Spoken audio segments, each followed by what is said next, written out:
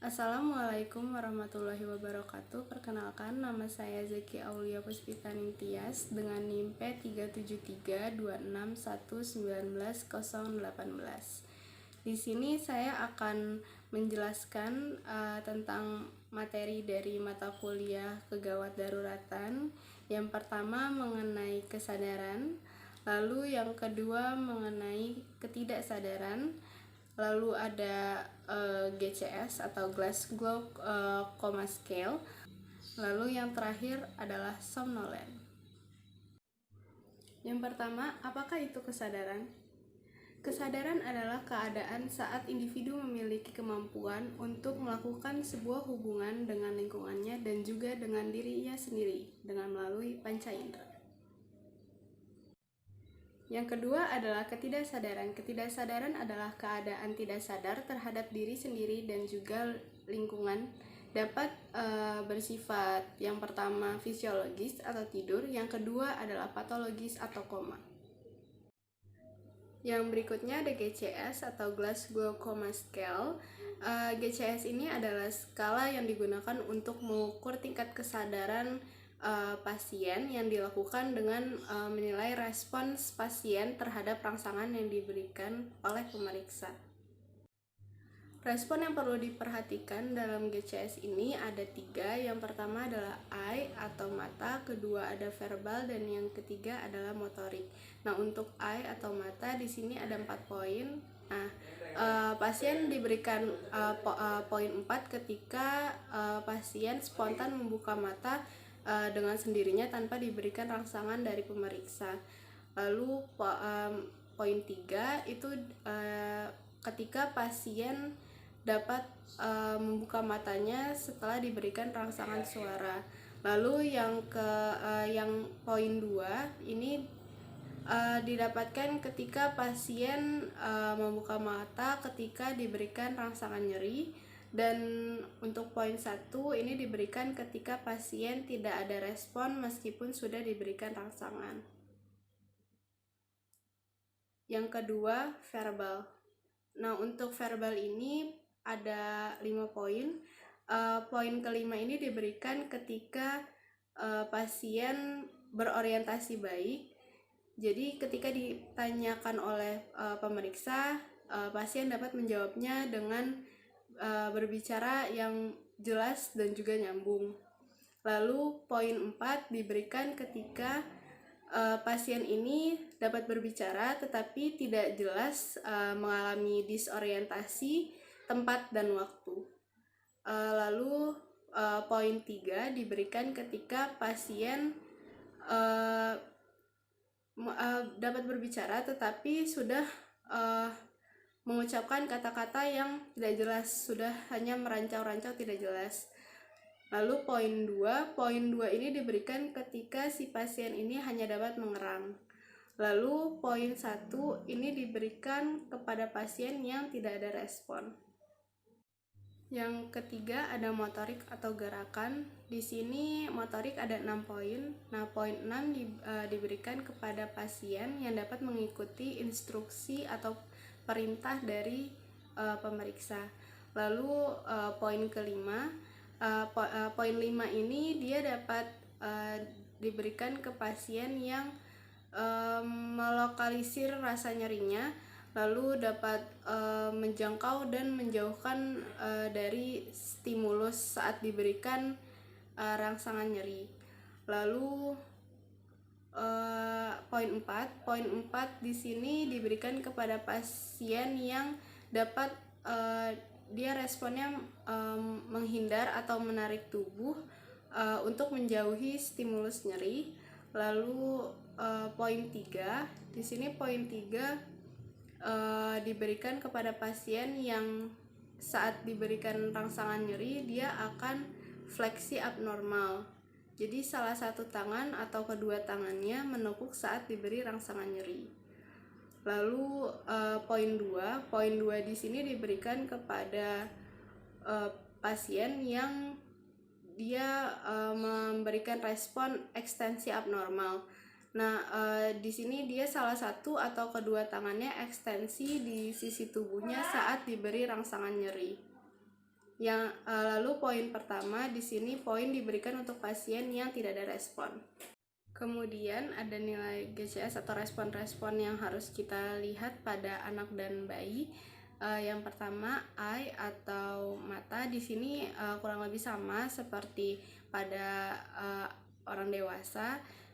Ada 4 poin. Poin yang keempat ini diberikan ketika si pasien ini spontan dapat membuka matanya tanpa diberikan rangsangan. Lalu poin 3 ini diberikan kepada pasien yang membuka matanya setelah diberikan rangsangan suara. Lalu yang poin 2 ini diberikan saat diberikan rangsangan nyeri baru dapat membuka mata. Dan yang terakhir poin 1 ini diberikan kepada pasien yang tidak ada respon meskipun telah diberikan rangsangan. Lalu untuk respon verbal yang perlu diperhatikan dari anak-anak ataupun bayi di sini ada 5 poin. Poin kelima ini dia dapat mengoceh seperti biasa.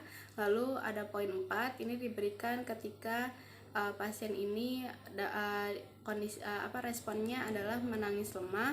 Lalu poin 3 diberikan kepada pasien yang responnya menangis karena diberikan sebuah rangsangan nyeri. Lalu ada poin 2 di sini diberikan kepada pasien yang responnya merintih karena diberikan rangsangan nyeri. Lalu poin 1 ini diberikan kepada pasien yang tidak ada respon ketika diberikan rangsangan. Kemudian respon motorik yang perlu kita perhatikan pada bayi dan anak ada 6 poin. Poin ke-6 ini diberikan kepada pasien yang responnya ini dapat bergerak spontan. Lalu poin kelima diberikan kepada pasien yang responnya ini dia menarik anggota geraknya karena sebuah sentuhan. Lalu poin 4 di sini diberikan kepada pasien yang menarik anggota geraknya karena adanya sebuah rangsangan nyeri. Lalu ada poin 3 di sini diberikan kepada pasien yang memberikan respon fleksi abnormal. Lalu untuk poin 2 diberikan kepada pasien yang memberikan pada saat si pasien ini memberikan respon ekstensi abnormal. Lalu untuk poin 1 diberikan kepada pasien yang tidak memberikan respon apapun saat diberikan rangsangan. Nantinya dari hasil nilai-nilai atau poin-poin yang kita dapat dari pemeriksaan GCS ini akan disajikan dengan simbol E besar, V besar, dan juga M besar. Yang dimana nanti nilai GCS ini dijumlahkan. Untuk yang normal itu poinnya 15 dan yang paling terendah ini nilainya 3 dengan yang normal ini E4, V5, dan juga M6. Dan terendah itu 3 dengan S1, V1, M1. Selanjutnya ada somnolen. Somnolen di sini adalah kondisi kondisi di mana seseorang ini mengantuk tetapi masih dapat sadar bila diberikan sebuah rangsangan. Apabila rangsangan yang diberikan itu berhenti, maka si pasien atau orang ini akan tertidur kembali. Nilai GCS untuk tingkat kesadaran somnolen ini berkisar antara 9 dan sampai dengan 7. Yang berikutnya saya akan melakukan pengetesan tingkat kesadaran dengan menggunakan GCS atau Glasgow Coma Scale. Yang pertama kita akan melihat respon dari matanya atau eye. Yang pertama bisa kita lihat di sini bahwa pasien dalam posisi mata tertutup atau posisi seperti tertidur, maka kita akan melakukan atau memberikan rangsangan suara. Dek, bisa dengar suara saya?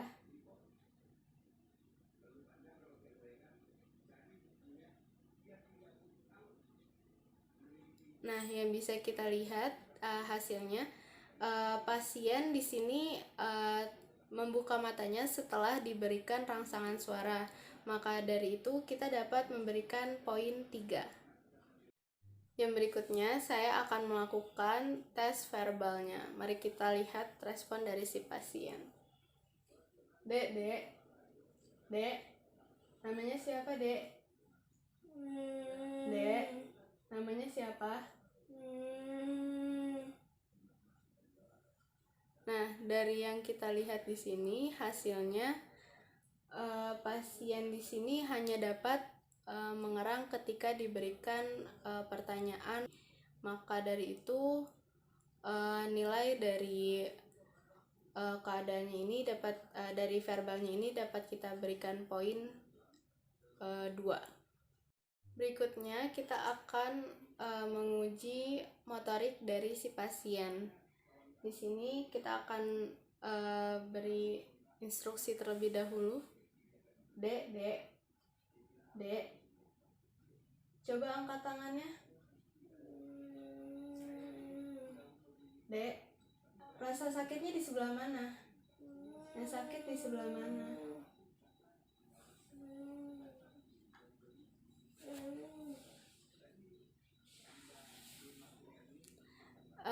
Dari hasil yang terlihat di sini si pasien memfleksikan tangannya atau ada fleksi abnormal di salah satu tangannya pada saat diberikan sebuah rangsangan nyeri. Nah, di sini pasien diberikan poin 3. Berdasarkan pemeriksaan yang telah dilakukan, maka didapatkan poinnya E3, V2 dan juga M3.